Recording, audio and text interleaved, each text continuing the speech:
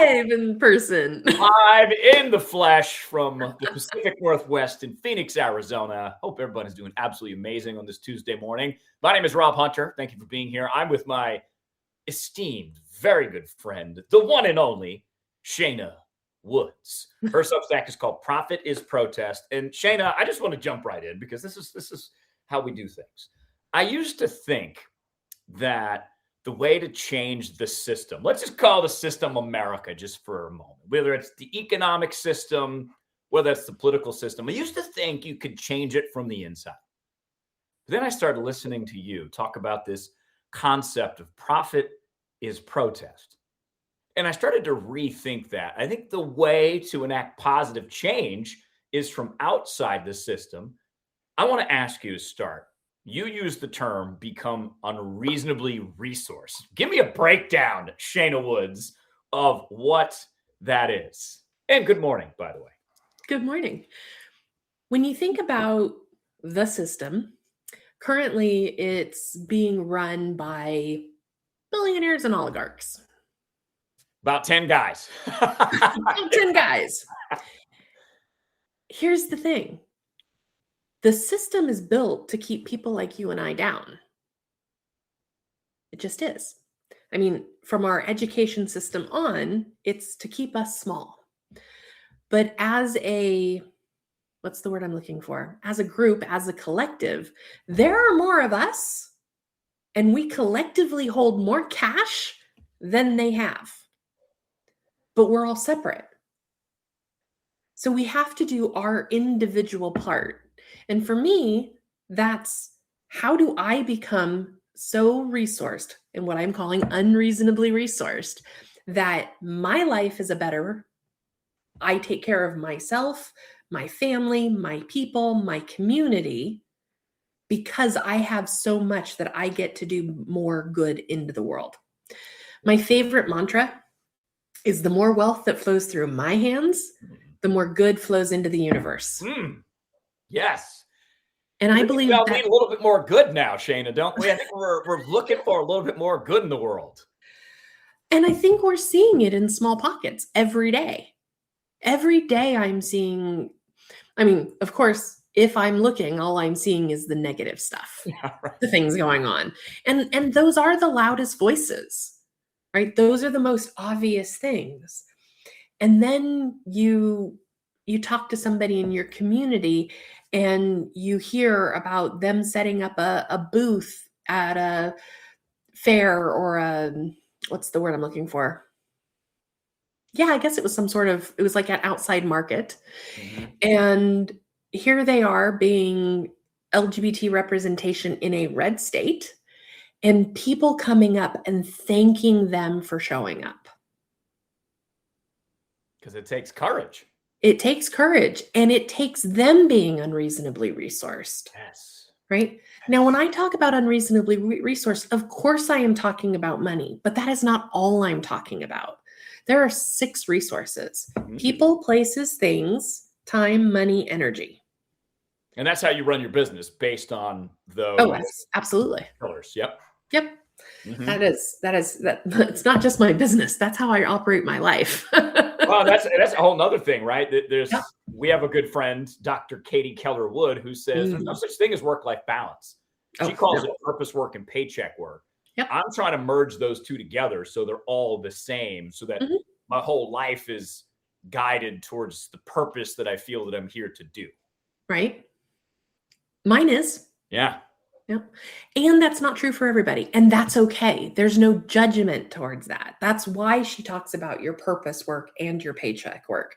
Sometimes they overlap and sometimes they don't. As long as what we do is in alignment with our values, and please note, I'm not telling you what your values need to be. I'm saying choose your values and then live up to them. Right? Choose to spend your money with the people or the organizations that promote your values, that show up to the world in the way that you would want to be represented. So I don't want to give any airtime to names and brands that don't represent me, because that's just another way of giving them support. Right. But there are certain brands and organizations I no longer shop with, I no longer participate in, I do not watch their stations, those kind of things, because they're not representative of my values. And if I believe my message of profit is protest, then I'm only going to spend my dollars in the places that promote what I believe in. See, now you guys are getting a little glimpse as to one of the many things I love about Shayna Woods, because the level of depth that I think you bring in understanding, and you create safe spaces for us to dream big and talk about those big dreams, all of those things are really interesting to me, because you came up through the world in a traditional way. One of the things I love about you, we talk about origin stories all the time. You grew up in North Pole, Alaska. You started doing books for your dad at what age? 12, was it? Yep. So you've been in numbers the entire time. You became an accountant. You bought your own firm at the age of 19. And you did all these things traditional. You were a CFO, right? When did this start to change for you, this shift away from what is seen as maybe a normal matrix where you work hard, you start at the bottom, you work way up, or you buy your own firm and you become a CFO, whatever the path is. But somewhere along the way, you were like, you know what? This kind of path is not the path for Shayna. It was a series of micro moments, to be honest, but I bought into the system. I did the things that everybody says that to like. So first of all, the joke in my family is that I came out of the womb counting. That wouldn't surprise me. Like I know how many steps there are between my desk and the door to the upstairs, and like it's just I count everything. It's probably a little OCD. And so like I didn't have a choice. I was told, you're going to be an accountant. You're going to be an accountant. Like there was no other career option laid out before me. And when I would try to do something creative, because of the way the system is built and our education system is built, really, which is to create factory workers, I would get told things like, well, technically correct, lacks creativity. You get told that often enough, you go, I don't have a creative bone in my body. So I became the stereotypical accountant. And by that, I mean the uptight clothes, the plated name thingy on your desk, the dressing up every day for work, and the having the conversations with clients where it'd be like, congratulations, you made a profit and you owe $40,000 in taxes, and then not understanding how to handle their emotions when they're freaking out about owing the IRS $40,000 and they don't have it. Yeah. Right. That was me. It was also me working 60, 80, 100-hour weeks. I had 3 heart attacks by the time I was 29. Well, I mean, working 100-hour weeks might do that to you, especially if you're not fully aligned with what you want to do. I don't think there's anybody, I don't care how aligned you are, that needs to be working 100-hour weeks. No. I mean, personally, that's my belief. But yeah, 3 heart attacks by the time I was 29. Almost dying has a pretty big effect on what you think your life should be like on the other side of it. Now, unfortunately, that was a 10-year process. There was 2 years where every day felt like it was going to be my last, or honestly, I wanted it to be my last because I was in so much pain. Yeah.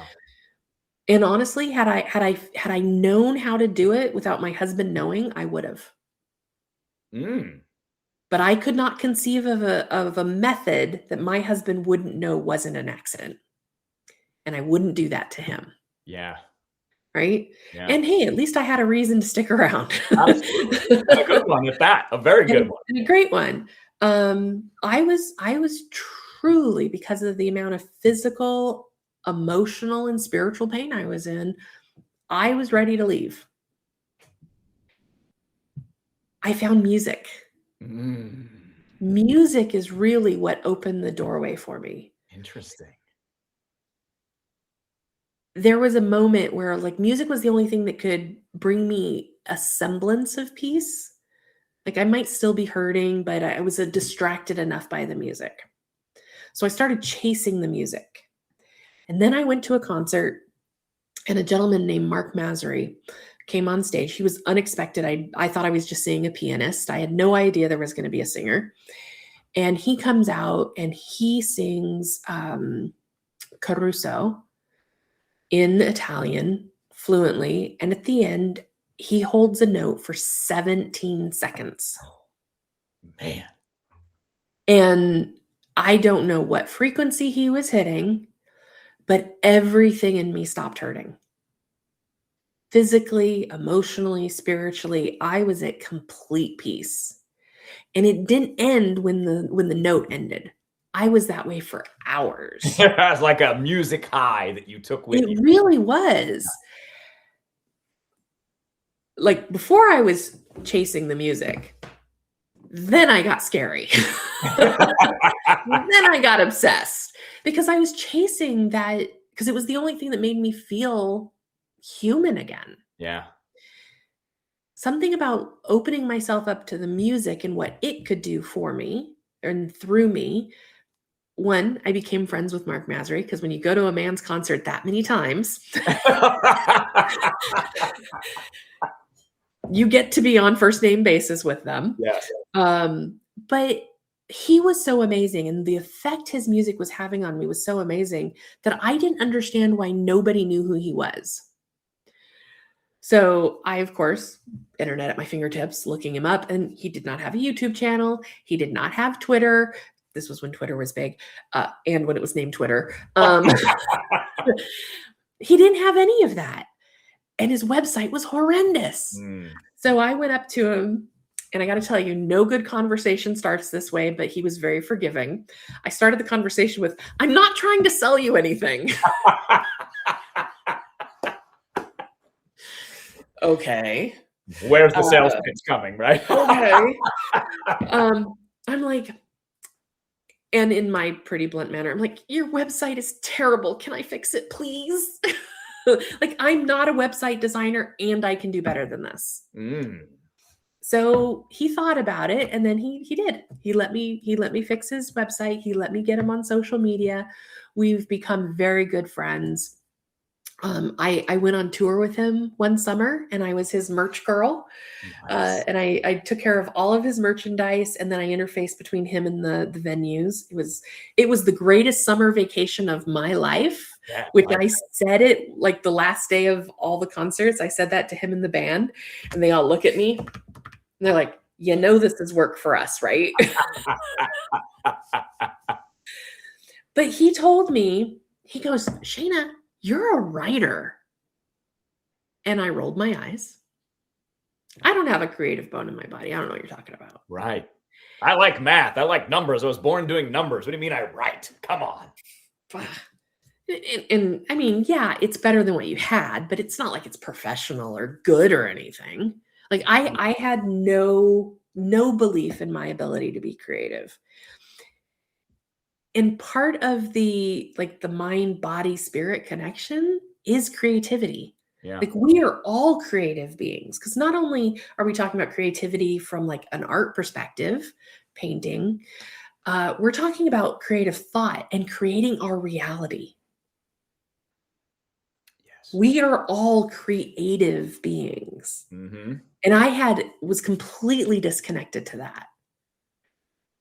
But in talking to him and in diving into the music and then really wanting people to see how amazing this human being is and what a gift his music was to the world, I let myself be unleashed. And once you open that door, unless you want to close it, it's all just pouring back into you. Yeah. So there was a 10-year process between that and truly accepting my gifts, who I am, how I want to show up in the world, being vocal about my values. And it was, I had a lot to unpackage and it took a while. But there was a book that I read because I was still in incredible pain when I wasn't playing the right music.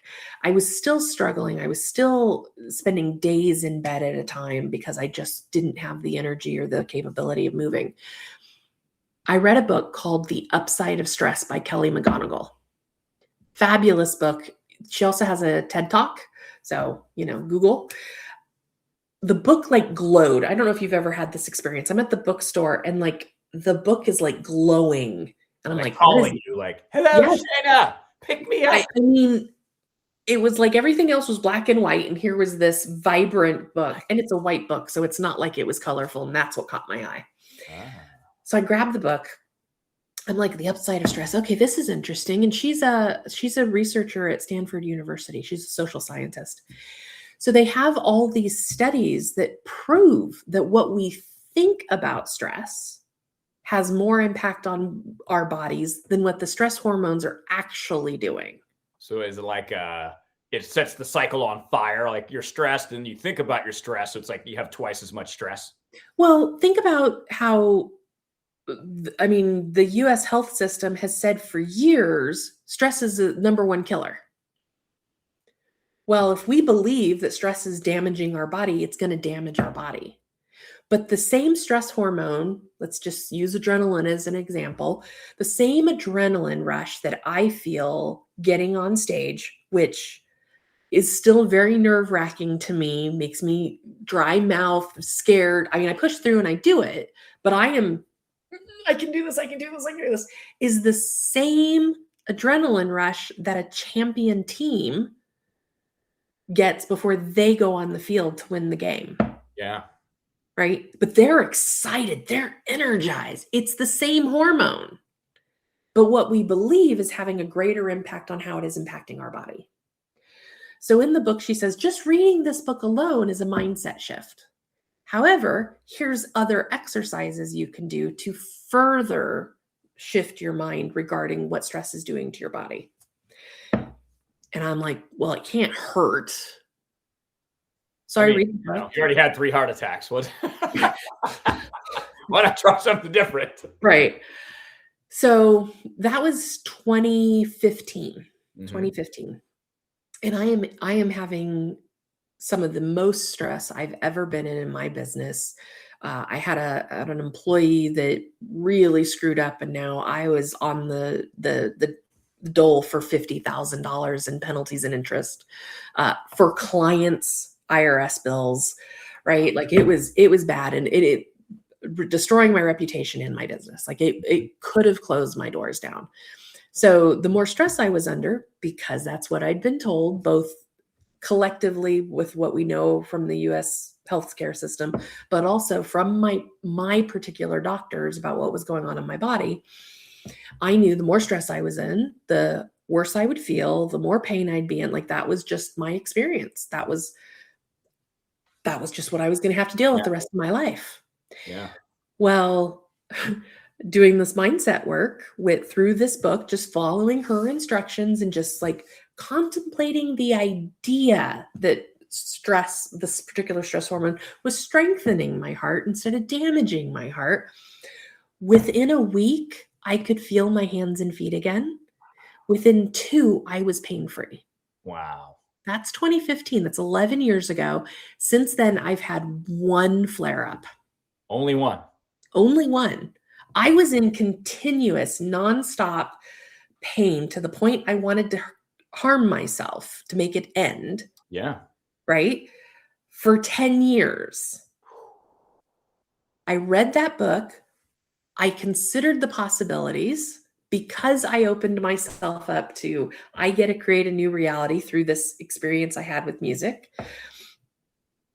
And now I've had 1 in that time frame. And when I look at that time, the last 11 years, and that what was going on in my life then, I was incredibly stressed. I was not focusing on taking care of myself mentally, spiritually. Like I was forgetting all my tools and I was sinking in those waters again. And as soon as I realized what I was doing, I was able to make a new choice, a new decision, and do something differently. And within like a day, it was done. I was over. Okay. And I haven't gone back to it. Amazing. This is Shayna Woods. Her Substack, Profit is Protest. Go to profitisprotest.com. Follow along. You can join for free. You can jump on her paid. She does all kinds of cool stuff, too, for her paid subscribers. We'll talk about that in a little bit. But Shayna, this resonates so much to me. I'll admit this out loud for the first time. I'm in the process of writing a book. It's a memoir style based on how I looked at my life for such a long time. Yep. Through one word, and that lens of that word and how powerful it was, that word was depression, because I was diagnosed at 19. I did talk therapy. I did a year's worth of antidepressants, and it didn't really work for me. But now I just heard a different definition of depression the other day, that the way that she described it, a woman named Juliet, said that when you're depressed, your body needs deep rest because you're holding on to so much stress and your nervous system is at capacity all the time. Yep. And just getting that tiny definition too, on top of this work and rewriting the story of my childhood up till the age of 40. Yep. These profound things are happening. I'm like, yeah, you know what? Because we're entering this modern world, which is great. And there's so many advantages. I am such a privileged and blessed human being to have been born in this era, because it's been better than any other era in human history, at least that we know, right? And to be able to have that perspective now and to understand that, oh, okay, my body was reacting to the things I was taking in. Mm-hmm. And now being able to rewrite some of that gets to let go. And now I expand my capacity for even greater things to come. You're using my language. See? Right? I'm always talking about your nervous system. Right. So my work obviously is around money or resources, really. But because I work with business owners, of course, the one we tend to focus on is money. Well, I believe that we can only have or create as much wealth that we have the capacity in our nervous system to hold. So give me a little more on that. So we'll just throw some numbers out. Let's say my current salary or business generates $100,000. Okay. But I want it to get to $1 million per year. Yep.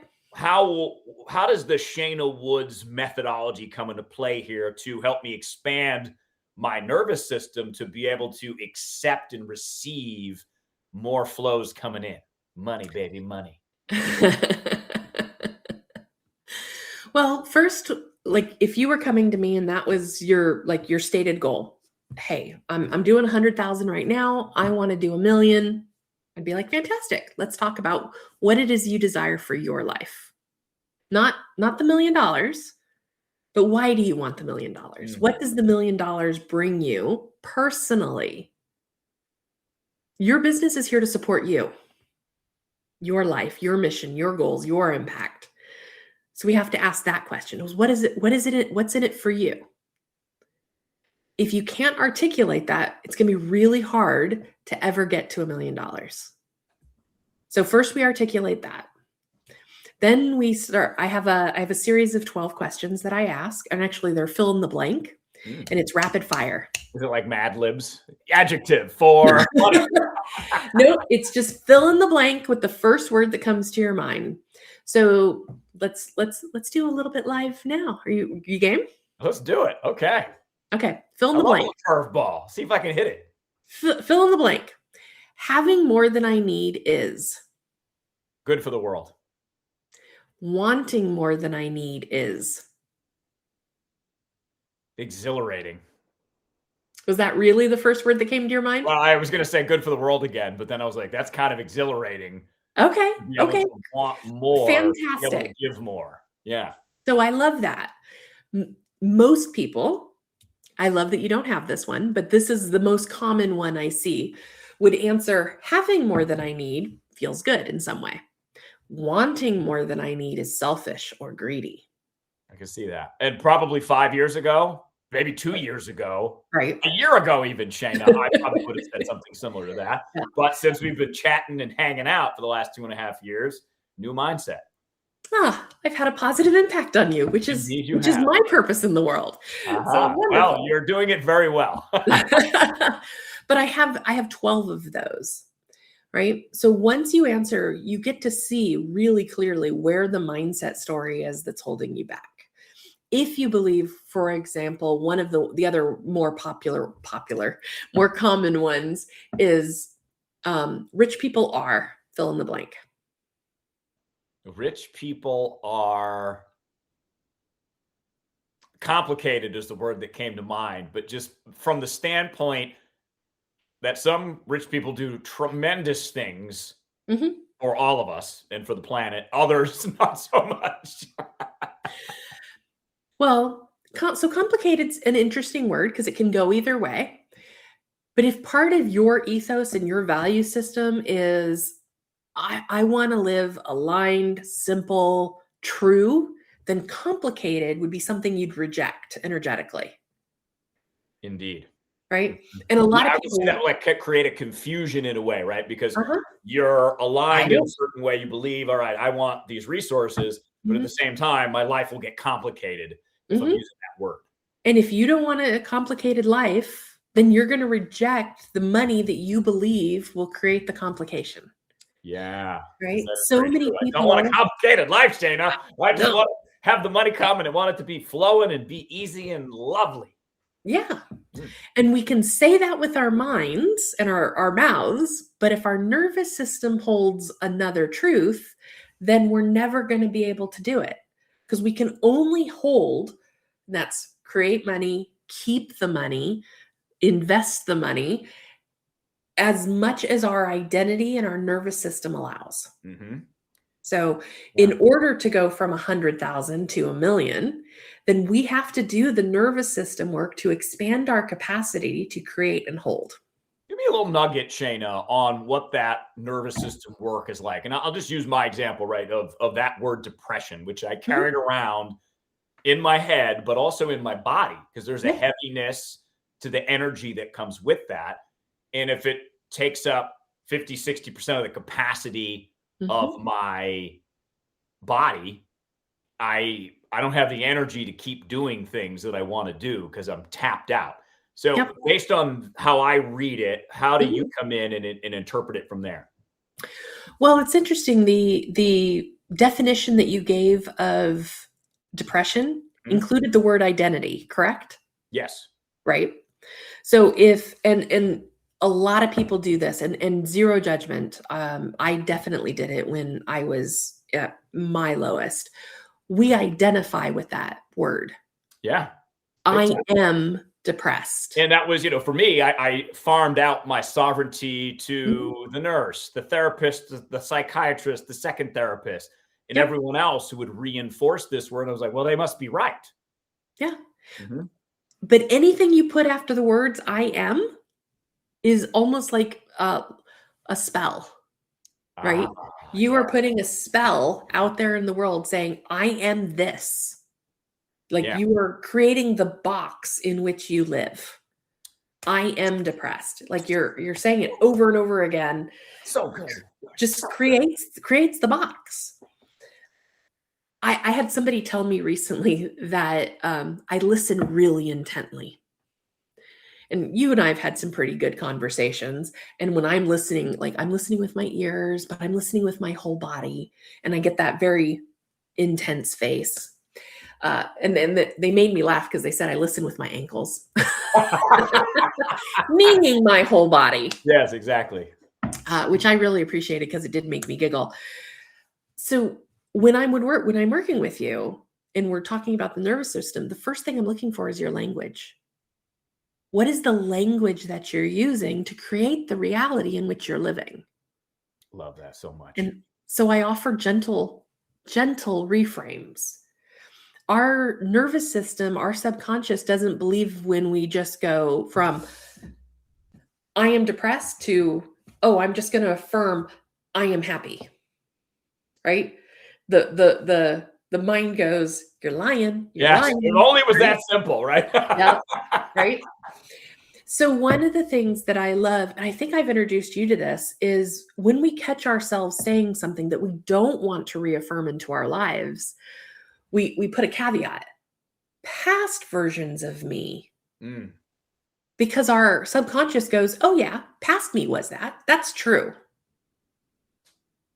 But by saying past me, you're not affirming that current or future you is still that. There's so much freedom in that. And Shane, as you know, my big value in the world is freedom. And coming up in the radio industry and doing talk radio and covering politics, I was always thinking of freedom as something that the government allowed us to have, so to speak, like written in the document. Now, though, my own personal freedom is exactly what you're saying. It is to be free from labels and judgments you put on yourself from the past that certainly no longer apply today, like depression. I'm certainly not depressed. I have not been depressed in a very long time. But there are some circles that say it's like, nope, when you're an alcoholic, you're an alcoholic. Even if you hadn't had a drop of alcohol in 20 years. You're still an alcoholic. Yeah. Instead of saying my past self was an alcoholic, my current self is not. Right. And, there's probably some value in the identity that you created, to go to your point about creating your reality, which I totally believe that I've learned this through creating opportunities for myself, particularly in my career, when I would speak up and share an idea that would go over well, when I had the opportunity to save a big account from canceling, like all these little things that you can do to create momentum in the life that you want are all part in how you communicate with yourself. And to your point, how truthful you are. And I want to add another element here that I'm learning now, because you did, 10 years ago, you had your Mark experience, your music experience, and it opened you up to the Shayna that presents herself to us today, right here on Substack. Prophetess Protest, by the way, Shayna's Substack. Check it out.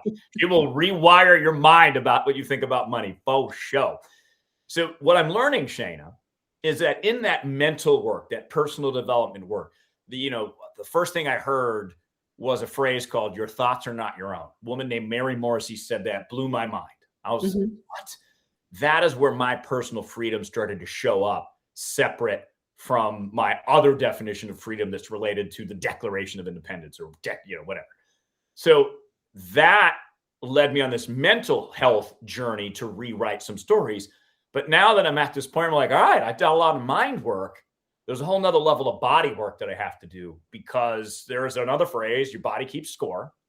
Great book. All these experiences, right? Yeah, very good book. The main concept, and correct me if I'm wrong, Shayna, I'm just going to say your ankle, you mentioned ankles. Somewhere your body stored a traumatic memory in your left ankle. And you don't know that it's there, but it's an energetic block somehow that you can loosen up and you can work with to allow more free-flowing, positive, joyful, happy energy to come in. Agreed. Yeah. And I would also actually argue and say, you do know that something is, you might not know that the reason you have a weak left ankle that constantly rolls on you when you're like hiking or whatever, you're like, why does this keep happening? It's because the body keeps the score, and it's because something that is no longer yours is stored there. I do Monday morning tapping with my Substack, my paid Substack community. And that's how I personally choose to release the stuck energy in my body. Tapping is emotional freedom technique, and it's tapping on the acupressure points in your body. You say certain words while you're tapping. And when you're doing it, so there's a whole science behind it. I'm not going to go into that, honestly, because it bores me to tears. Love Shane's honesty, always. But there's also what I believe how it's working based on my experience.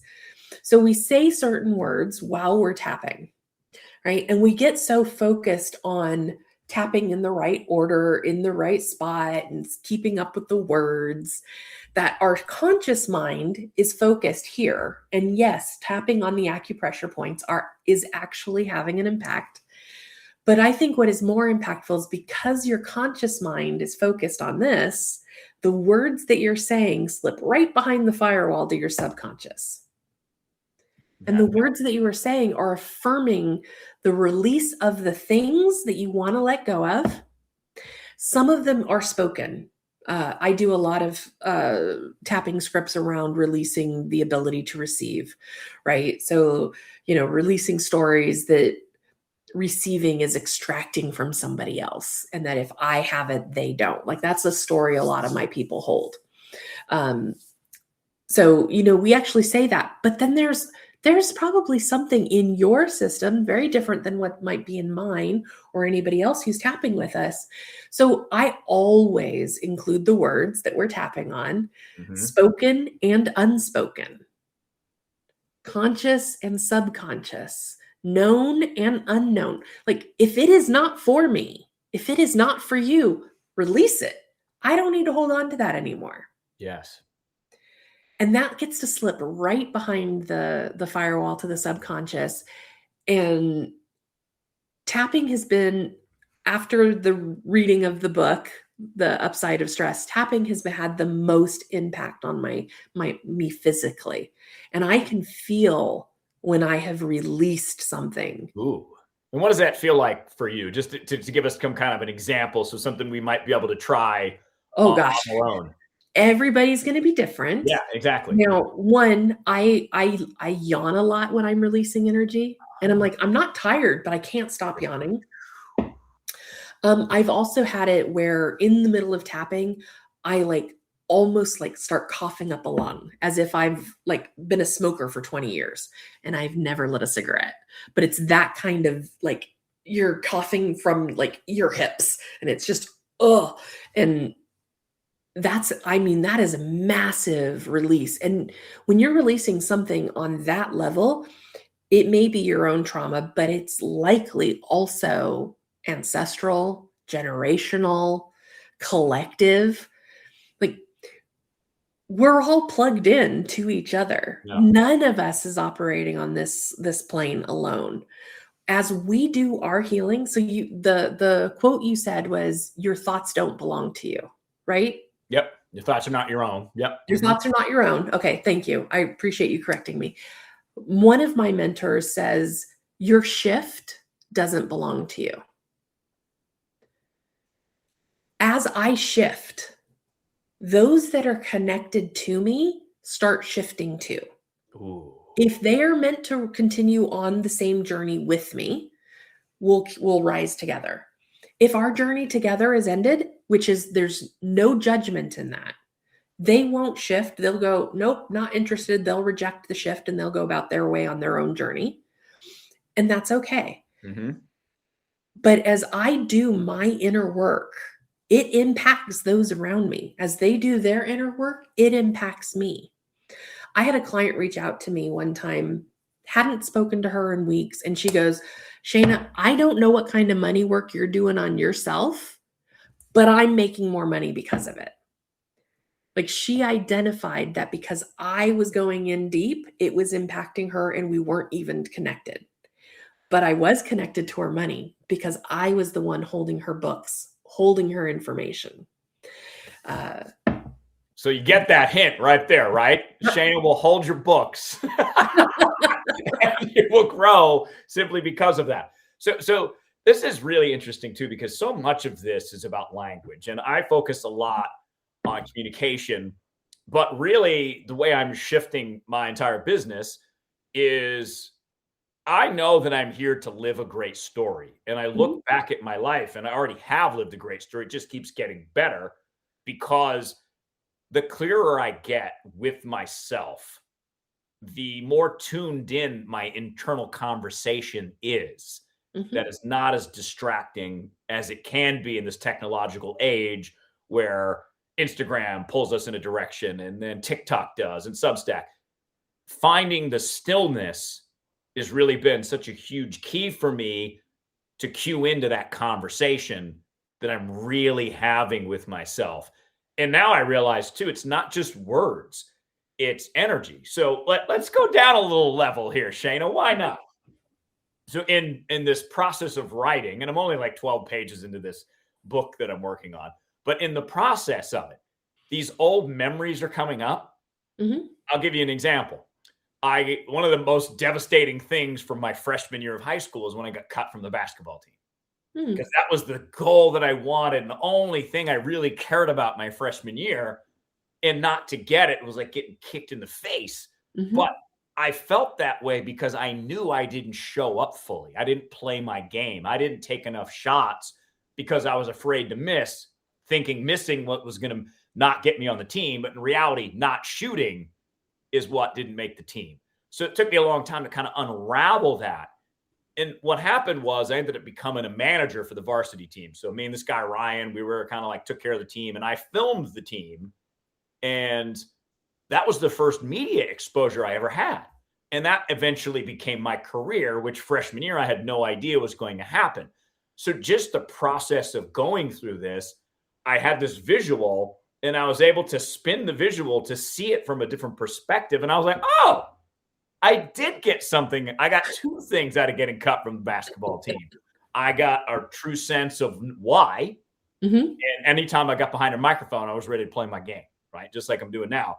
And then two, I get that other benefit of understanding there was a connection and a reason to get cut. I don't have a question there. I just thought it was really interesting based on what you said on how it ties together to the work that you do with us.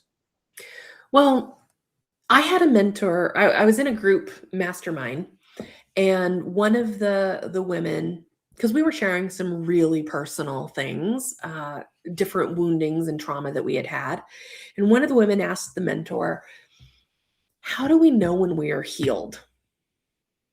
And he took a moment to really think about. He didn't just give us an answer off the cuff. He really wanted to get this right. How would I know when I am healed? Mm. When I would ask for the wounding again. Ooh. Ooh. And some of the people in the group completely rejected that. Was like, nope. I would never be willing to go through that again. Now, little preview into my keynote here that we're going to be doing in Chicago. Is that considered a keynote? My speech, my talk in Chicago is by all of society's metrics on who will become successful and who won't. I should not ever make a stage. I should not be on this Substack live with you. I shouldn't have a business been profitable for most of 30 years. I've had a couple bad years, but most of 30 years. Right? Welcome to business ownership, right? Right. I had an incredibly abusive childhood. I went into foster care and had to sue to have my mother's parental rights removed. Abused in multiple ways, either in the foster care system, emotionally from my stepfather. Like it was a pretty shitty life. It really was. And I like me. I like who I am. I did not enjoy the 3 heart attacks. I didn't enjoy the 10, 12 years of wanting to die. Like this was not a good life. And there is not one part of my life I would change. Because if I changed any part of it, I wouldn't be here today having this conversation with you. Mm-hmm. When we can look back at the different parts of our life, getting kicked off of a basketball team or not being selected for it, and go, oh, that's why that happened. Because it gave me a gift. I didn't feel the gift in the time. It was not good. It was not pleasant. It sucked. Yeah. And I wouldn't change anything because I like who I am. I like where I'm going. I like what I'm doing. That's freedom. 100%. 100%. And I love that, Shana, because my process, we'll just call it that, right, of rewriting my story also helps me see how weirdly things lined up. Mm-hmm. Even, sometimes you don't even notice that it's happening, but this little thing like, oh, I got cut from the basketball team, but I got to pick up a video camera. And not that I got into TV or video, but at least subconsciously, this idea of, oh, okay, there's a creativity here that you can get involved in. So that lines up. And then, around that same time, my voice changed. And obviously I've been blessed with a very nice voice. 2 random people told me that I have a great radio voice and you should think about being on the radio. That was I'm like, what? Huh? But little to no, like just those little things that come in that you remember and you're like, huh. In fact, another funny thing about memory. This is completely unrelated, but this is about broadening perspectives. And, Shana, you and I have talked about that a lot. And I think that that's what a lot of this conversation is, because you have broadened my perspective, not just about money, but about life, the nervous system, trying new things like tapping, human design, which I want to talk to you about in a little bit. You have, I cannot really say in words how impactful you've been for me. So thank you for that. And now that I say that, I've lost track of my train of thought, but those synchronicities, right, in opening up. Oh yeah, here's what I was going to go with. Memory's funny. When I was a freshman in high school, again, this is all new because I'm reliving it in my head. We had 2 towns that combined to make a high school because our towns were small.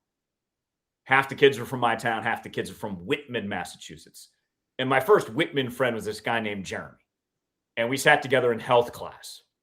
And there's one particular memory I have of health class that I thought was really progressive for a high school in suburban Boston in 1992. A woman who suffered from AIDS, had been diagnosed with AIDS, came to our class and spoke.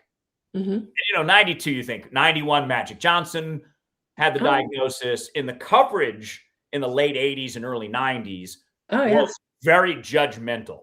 It was very judgmental towards gay men and to drug users. Yep. So being able to see her, and she answered our questions, she was really amazing.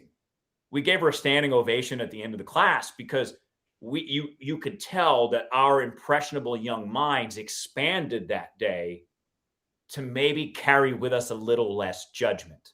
And now I look back at that and I'm like, man, that was pretty profound. Like this one little thing. And even the memory part's funny because I asked my friend Jeremy last night, texted him last night. I'm like, do you remember that?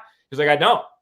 So for some reason, I remember that. Right. Whereas maybe 25 other kids in the class don't. So I think that that's what's kind of fun about our experiences and what we get to bring to the table. But how we look at those and feel about those, we carry with us. The interesting thing for me about memory is there are certain memories that when we tell the story, we're actually just re-traumatizing ourselves. Like if we haven't done the work to heal the thing, whatever it is, and again, known or unknown, conscious or subconscious. Yeah. The more we tell the story, the more we're emphasizing to our nervous system that it's not safe, that we will be harmed, that it took years for me to like my voice. Now, everybody tells me I have a beautiful voice. They love it when I read my Substack. It's like, Shana, can you read me lullabies so that I can go into your voice? Just need a little Shana voice in my life. Right? All I would ever hear when I'd hear my voice was like a 12-year-old girl. And my thought was, who's ever going to want to listen to a 12-year-old girl talk about what I talk about? Nobody's going to believe me. Nobody's going to see me as an authority. I sound like a 12-year-old girl. I don't believe that anymore. But I had a very specific story, which I'm not going to tell because I don't need to reinforce any of those past beliefs into my body.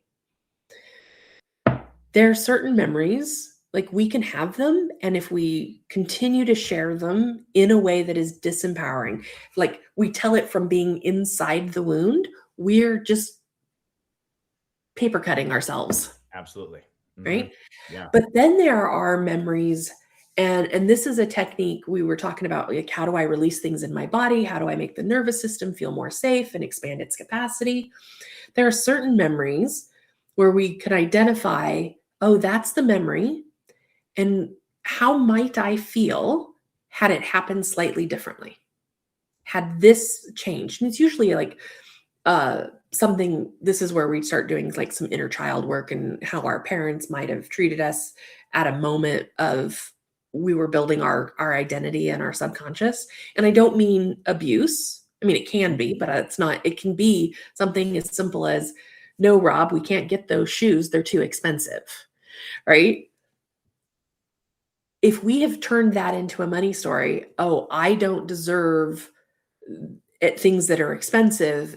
I'm not the type of person somebody would spend that kind of money on. We've made that our money story. Yeah. It can be really purposeful to sit with that memory and imagine them saying yes, and then going to the store and trying on the shoes and taking them home, and then going to school in them the next day, and your best friend going, oh my gosh, I want those shoes, right? Because your subconscious and your nervous system doesn't know the difference between a real memory and what you've imagined. So you can overwrite things too. I love that. Yeah. Because even go back to that freedom, I think that the big reality is you're the author of your story, no one else. Mm-hmm. Meanwhile, there are other people that will give you ideas they think you will help you write your story. And sometimes it's true. Sometimes people give you great insights that you can incorporate in your story, but sometimes people's perceptions from their own experiences will give you their point of view that isn't necessarily yours to include in your story. That's the difference between indoctrination and insight. That sounds like a little bit of wisdom right there. A little. Well, you can sell me on an educational opportunity like it's the oxygen I need to survive. Mm-hmm. I love to learn. And I've learned that anything I learn, I have to filter through me, right? So I am being taught something, and the things that ring true, I take on board. The things that ring false, and I'm not talking unknown or uncomfortable. I'm willing to get uncomfortable. But there's a note of falseness that says not mine. Doesn't mean it's wrong for everybody, right, but not mine. And I get to let those go. So one of my actually, it was the same mentor that gave us the wonderful, how do I know when I am healed? He liked to say, eat the fish, spit out the bones. Yeah. Take the nourishment. Yeah. Get rid of the things that stab your mouth. Right. You don't have to take everything in. Yeah. And we get to filter what we take in based on, do we trust them? Have they earned our respect? Right? Are our values aligned? Right? Two different people could say the exact same thing to me, but if this person has, let's say, Nazi leanings, I'm not taking it. Somebody like you, who I adore, says, Shana, have you ever thought of this? I will consider it. I might not onboard it, sure, but I'll take a moment and go, well, if Rob is seeing that, maybe there's something there that I need to explore. Which is great. Could be the identical like just to throw you an idea just to see if it resonates with you, see if anything sparks from it. Yeah, exactly. Shana Woods is with us. Profit is protest. One of her great many phrases that she has. Money loves joy is another one, which here's another way you've influenced me. I like to walk in my neighborhood in Phoenix. It's a really cool neighborhood to walk in. That's some hills, some really interesting houses to look at. Every time I see money on the ground, whether it's a penny, a dime, I pick it up and I do a little joyful dance because Shana Woods is in my head telling me money loves joy. So if I get joyful, even if I get a penny, more is coming my way. So I just take that attitude with me. So you also dive into human design. Mm-hmm. And this is really interesting because you and I have done this process too. And this was new for me. And I want to say hi to Liz and Bex, and I want to say hi to Naomi. Thanks for being here. If you guys have questions and comments, the chat obviously is open. I see Liz and I see Bex in there. So hello. So the human design, give me like an overview, Shana, of what it is. And what it tells someone about themselves. Sure. Human design is this beautiful amalgamation of 4 ancient wisdoms and a dash of quantum mechanics. I love a little dash of quantum mechanics in my Little sprinkle on there for you. It's the seasoning salt. So it's astrology, the I Ching, the Hindu chakra system, and the Kabbalah. I got into human design to disprove it. This is great. I didn't even know. I don't think I knew that. So you get it like, this is crap. I am going to find out why it is crap, because people cannot live like this. Yeah. Yep. I was like, nope, cannot handle it. I had a reading that was incredibly disempowering. The woman who read me, we bring our own baggage to anything we do, right? This is why I feel it's so important for me to do my money work, so that my money stories aren't attaching themselves to my clients' money. The reader had their own baggage. So she says to me, she goes, "Do you have children?" I'm like, nope, no kids. She goes, "That's good, because as a non-sacral being, you're not here to create something out of nothing." Now, she has no idea why I don't have children. She doesn't know if it was a choice or a medical, or if mine died. Yeah, right. Right? Like, how horrible is that to say to somebody? And that was not the worst of the things that she said. So as you can imagine, by the end of that call, I was apocalyptic. I was ready to light the world on fire. I was so angry. Bex agrees. Bex is like, who does this? Yeah, it was bad. But I am Sag to my core. So Sagittarius. I have 5 placements in Sag, all in my first house, which is the house of identity. And so as a Sag with that many placements in the house of identity, you cannot put me in a box. She tried to put me in a box, and I said, I was going to be rude. I said no.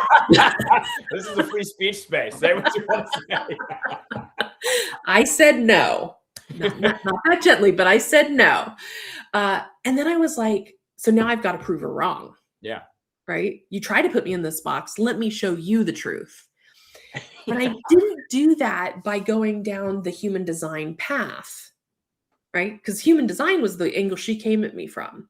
So I went, well, if it's this amalgamation of these things, I need to understand these things, these ancient wisdoms, to see how somebody compiled them together in order to come up with that result. So I went on a couple-year journey. And yes, this was a couple years. This wasn't... That's big, small, decade-long journeys, couple-year journeys. There's no small things with Shana. This was not a 5-week course, right, to get my certification in human design.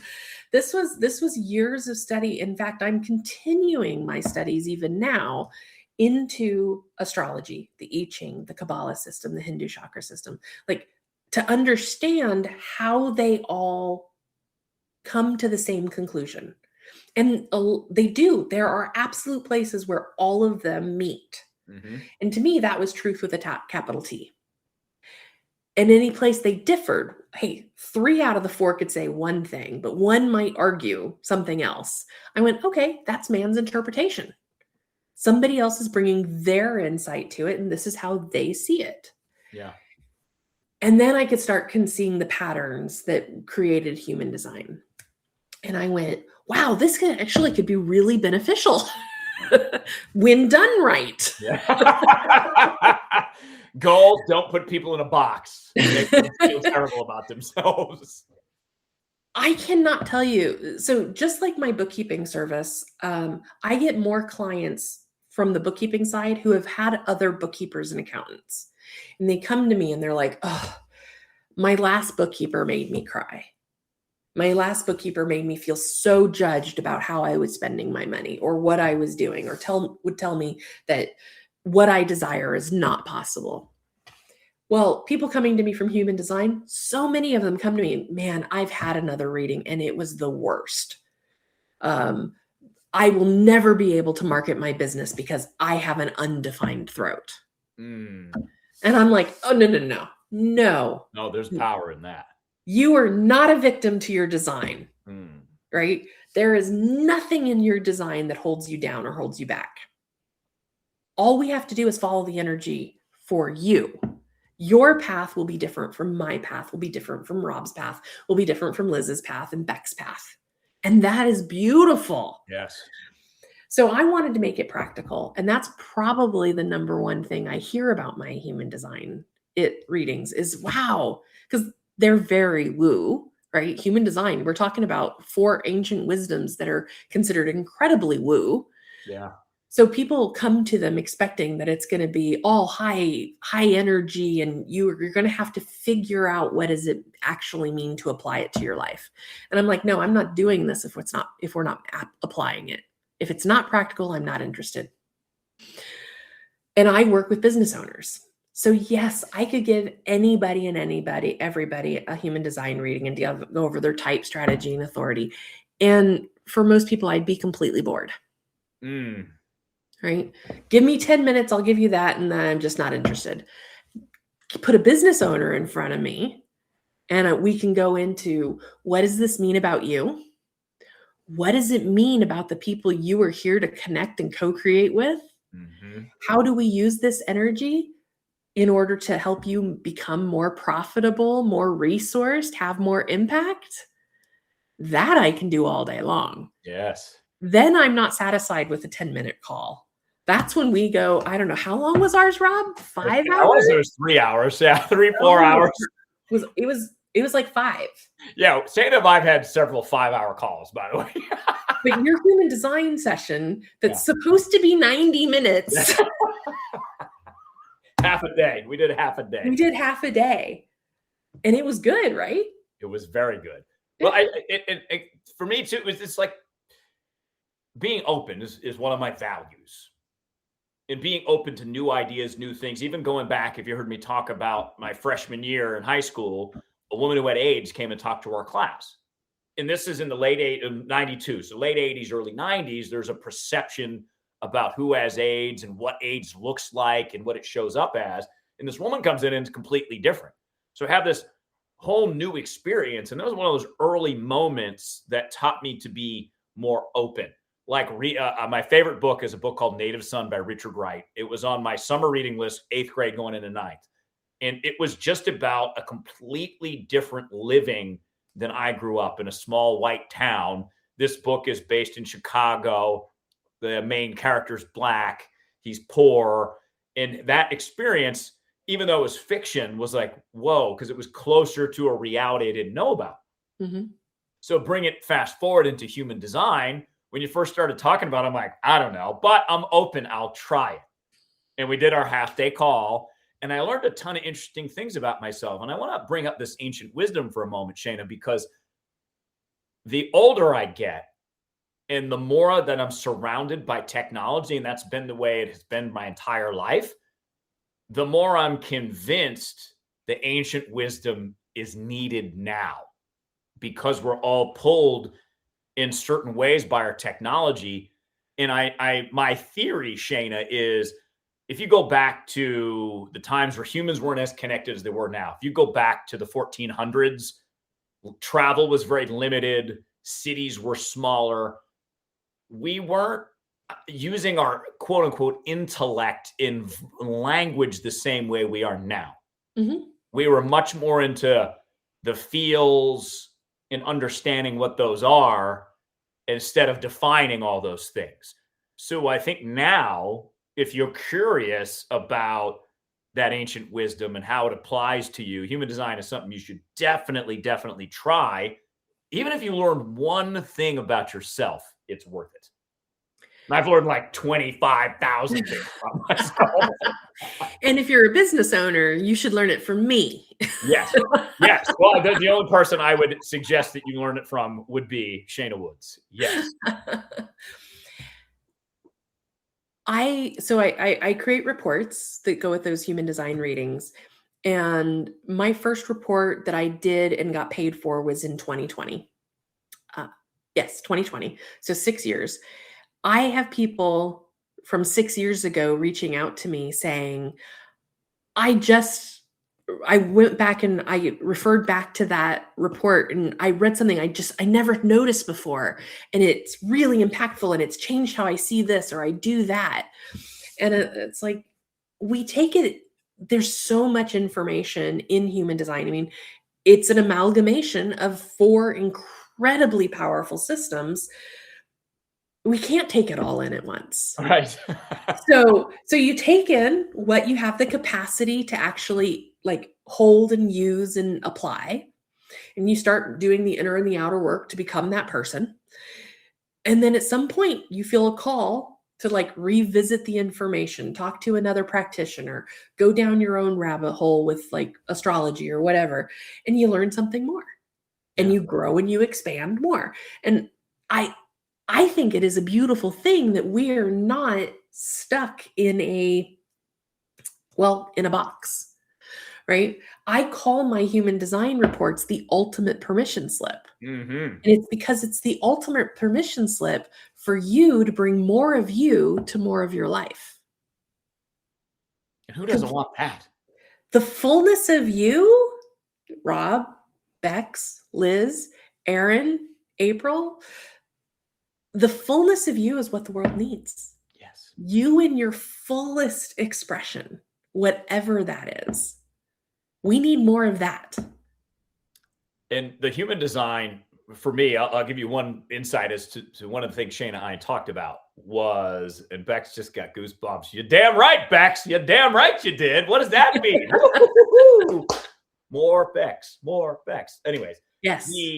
My emotional center. Where are people's emotional centers? Like where we process emotions that are coming in towards us from other people.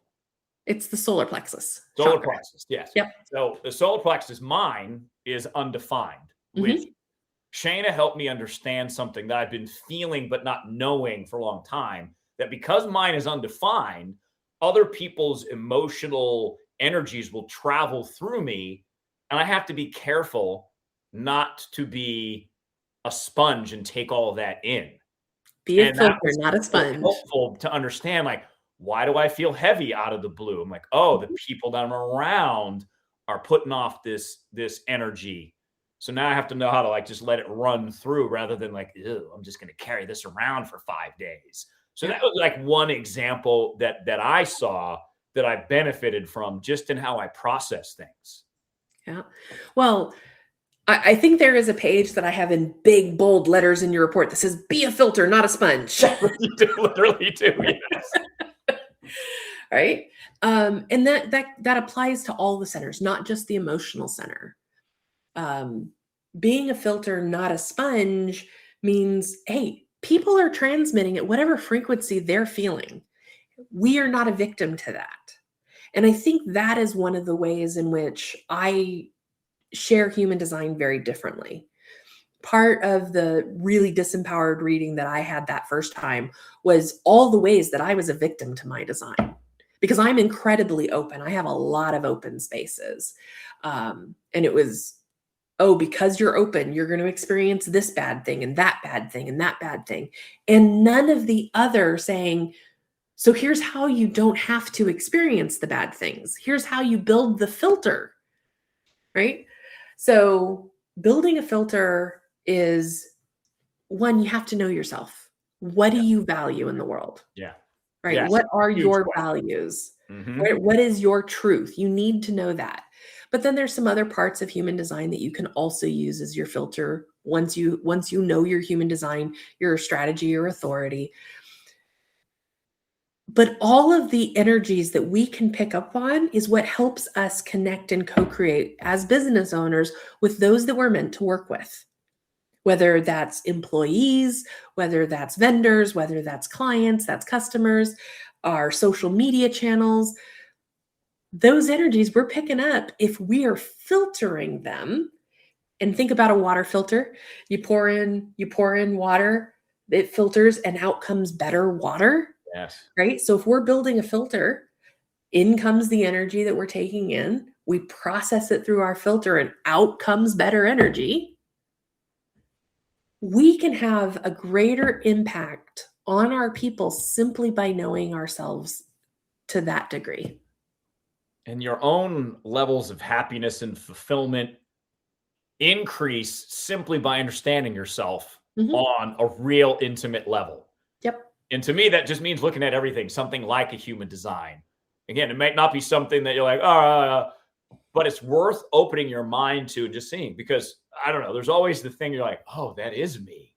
Oh, that makes a lot of sense. And when you have that knowledge, your decision making, on top of your happiness and fulfillment, your decision making gets clearer and better and aligned. Let's go back to music, Shayna, and I'll use the word harmony. That's my word. That is, I know it's such a good word, because I really am focused on harmonizing my life to my environment at all times, where I am flowing wherever I go and I'm free to be me. And human design helps me do that. Remember how I said I didn't like my design because they tried to fit me in a box? Yeah. My way of doing human design, and the way I want people to experience, whether it's with me or another reader, is to see a mirror. Let me show you this mirror of like who you are when you are operating in an empowered state, right? When you've done the inner and the outer work, what is your highest and best? What does that look like energetically? Yeah. And if I can show that to you, you know how you now have the choice to rise into that. It's not a box. It's you. It is a Rob-shaped mirror. Love it. It doesn't look like anybody else. It doesn't operate like anybody else. It doesn't have the same experiences, the same memory, the same goals, the same impact. It's more of you to more of the world. Who doesn't want that for ourselves, right?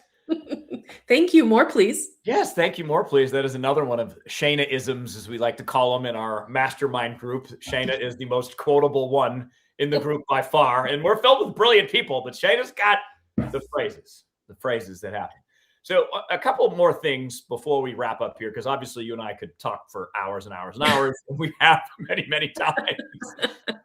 And just thinking about one thing I've been working on lately, and this is all part because of the work that we've done and the conversations that we've had, human design being included in that, and the tapping, is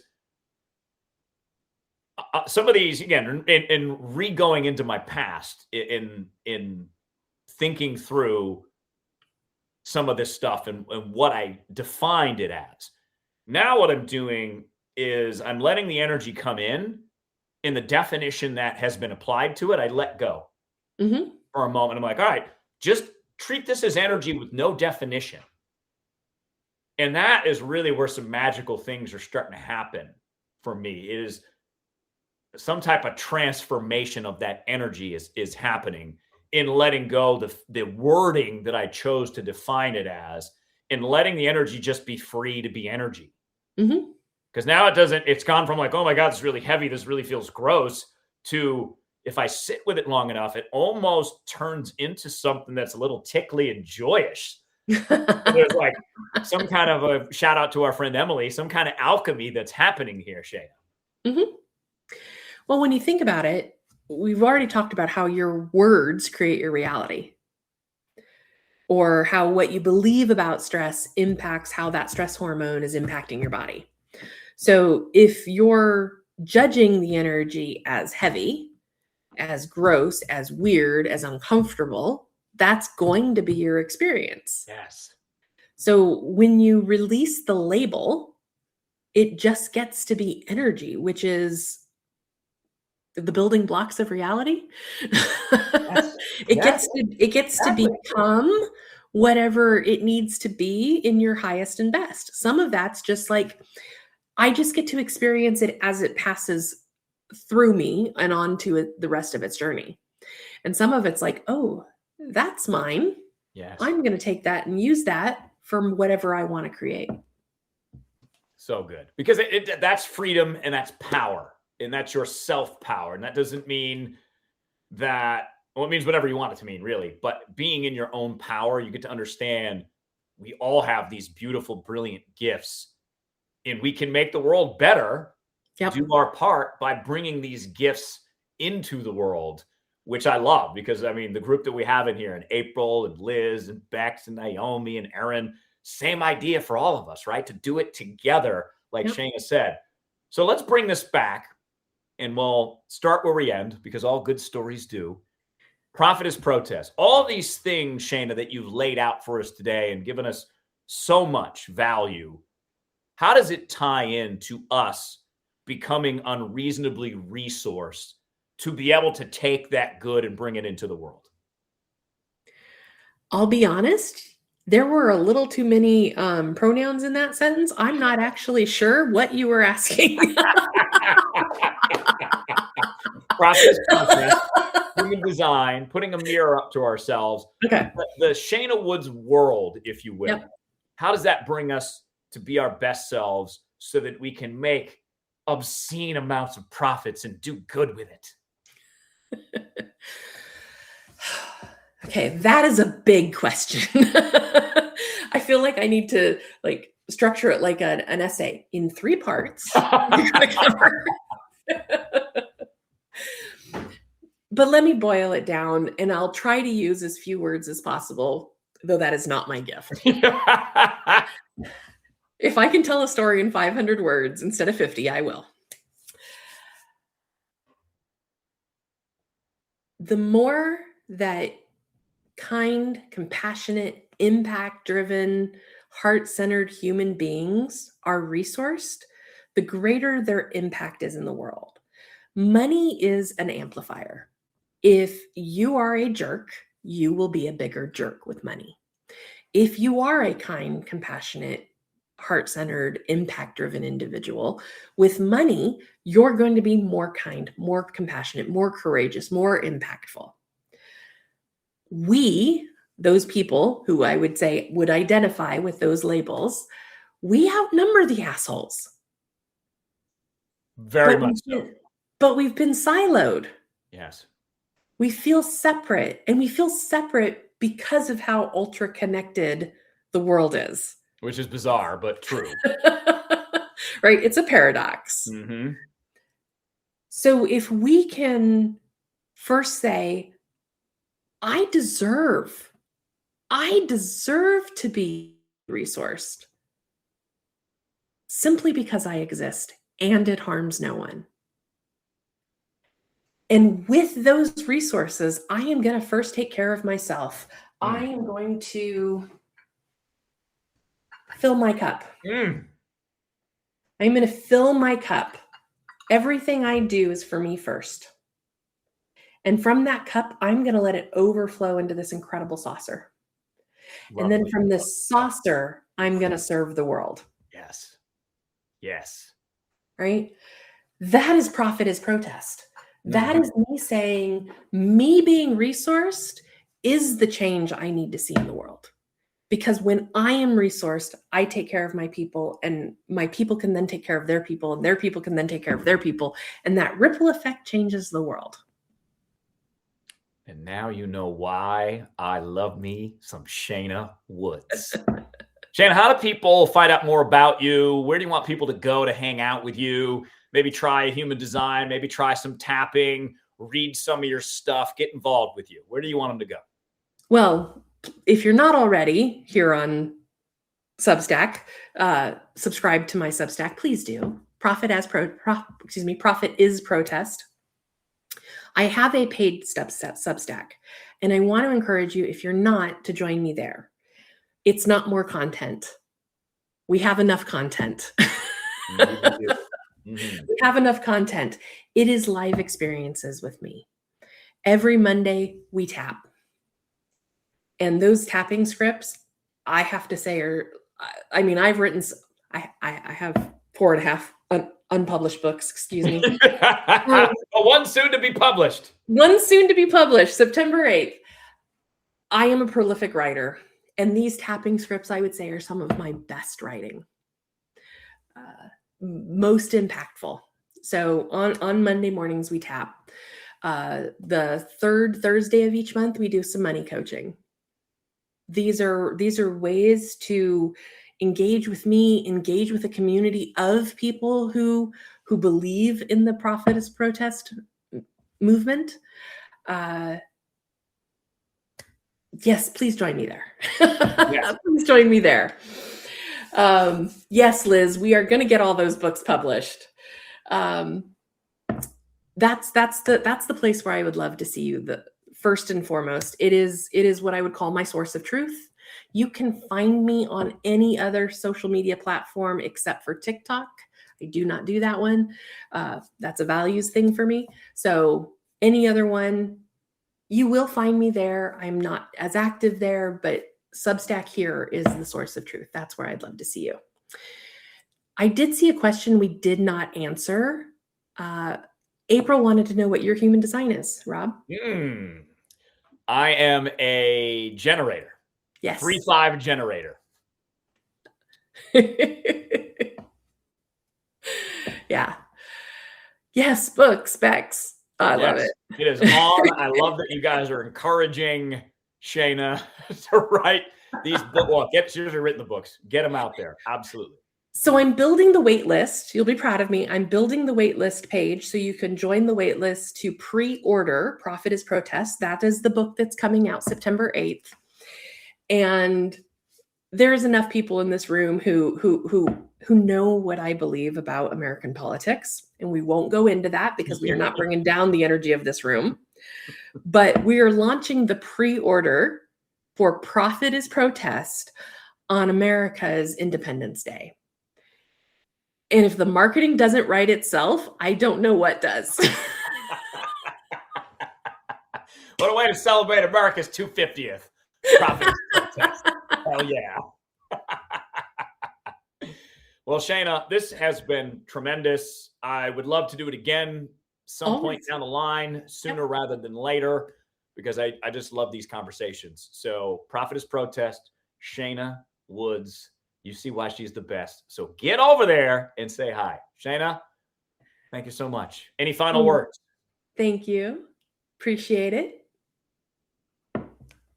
Thank you, everyone. Bex, April, Naomi, Liz. Thank you all for being here. Aaron, thanks for being here. Stay tuned. More coming soon. Cheers.